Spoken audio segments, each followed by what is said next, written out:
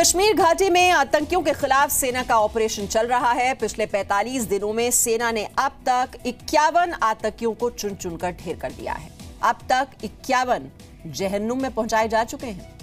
आज साउथ कश्मीर के पुलवामा में सेना ने बमनू में 2 आतंकियों को ढेर कर दिया तो मंगलपुरा में 3 आतंकी पत्थरबाजों की मदद से भाग निकलने में कामयाब हो गए।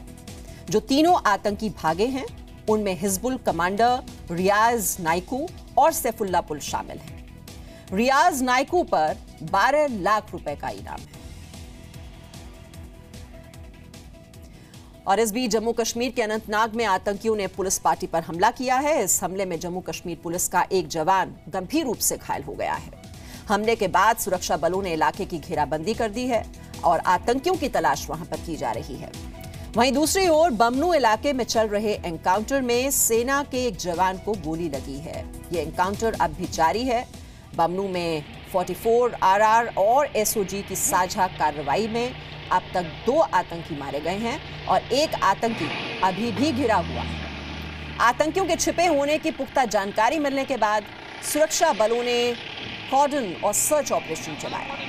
खुद को घिरता देख आतंकियों ने फायरिंग शुरू कर दी और मुठभेड़ के दौरान सुरक्षा बलों ने 2 आतंकियों को मार गिराया। इस आतंकी की पहचान किफायत अहमद के तौर पर हुई है।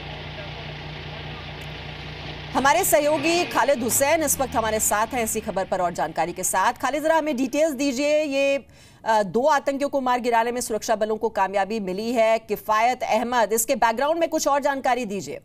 कितनी बड़ी कामयाबी है ये सुरक्षा बलों की? देखिए, जिला पुलवामा का बमनू इलाका है जो शिपियन के बॉर्डर पर पड़ता है और वहाँ एक सूचना के आधार पर सुबह कॉर्डन सर्च ऑपरेशन लॉन्च किया गया है। लेकिन जैसे ही ये सर्च ऑपरेशन इंटेंसिफाई हुआ तो मिलिटेंट द्वारा फायर हुआ जो एक मुठभेड़ में तब्दील हुआ और पहले ही असॉल्ट में एक मिलिटेंट जिसका पहचान जो है किफायत अहमद के नाम से हुआ है वो उसको मार गिराया गया। और उसके बाद ये भी खबर है कि दूसरे मिलिटेंट जिसे जहांगीर बताया जा रहा है उसे भी मार गिराया गया है। लेकिन हालांकि उसका शव अभी बरामद नहीं हुआ है। अभी भी 1 से 2 मिलिटेंट इस मकान में छुपे हैं और फायरिंग अभी भी जारी है। लेकिन इसी के इर्द गिर्द जो है काफी तनावपूर्ण माहौल बन गया है। पत्थरबाजी हो रही है, नारेबाजी हो रही है। खालिद, अगर आप अनंतनाग के बारे में पहले जानकारी दे दें, जहां पर ये पुलिस टीम पर हमला किया गया है। जानकारी मिल रही है कि पुलिस का एक जवान इसमें गंभीर रूप से जख्मी हुआ है। बिल्कुल साहब, अनंतनाग के बाहर ये शूट आउट हुआ है जब एक पुलिस पार्टी जो है वहां से गुजर रही थी उसको निशाना बनाया गया जिसमें एक जो पुलिस कॉप है वो क्रिटिकली इंजर्ड है और एक महिला जो सिविलियन है वो भी इसमें इंजर्ड है। दोनों को रेफर किया गया हॉस्पिटल, जबकि कॉप को श्रीनगर के लिए रवाना किया गया है। वो काफी क्रिटिकल है, उसको गर्दन पे गोली लगी है और इसके बाद तुरंत इस इलाके को घेरे में ले लिया गया है और तलाशी अभियान शुरू कर दिया गया है। लेकिन ये एक चिंताजनक बात है, जिस रास्ते से ये हमला हुआ है वो अमरनाथ यात्रा का रूट भी है और वहाँ से बहुत हाई सिक्योरिटी अलर्ट है, वहाँ से इंटेंसिफाइड सिक्योरिटी जोन है। इसके लिए ये एक सरप्राइज अटैक है सुरक्षा बलों के लिए और इसे देखकर एक चिंता का विषय भी उत्पन्न हुआ है। लेकिन फिलहाल इस पूरे इलाके को कॉर्डन में लिया गया है, तलाशी अभियान शुरू कर दिया गया है। लेकिन ये मामला हिट एंड रन जो पॉलिसी है मिलिटेंट्स की उसी की कड़ी में देखा जा रहा है। इससे पहले भी हमने इसी इलाके के आचवल में देखा था जब बशीर लश्करी जिसे हाल ही में एक एनकाउंटर में मार गिराया गया, उससे भी ऐसे ही हिट एंड रन का मामला किया था और 6 पुलिसकर्मी उसमें जान गंवा बैठे थे।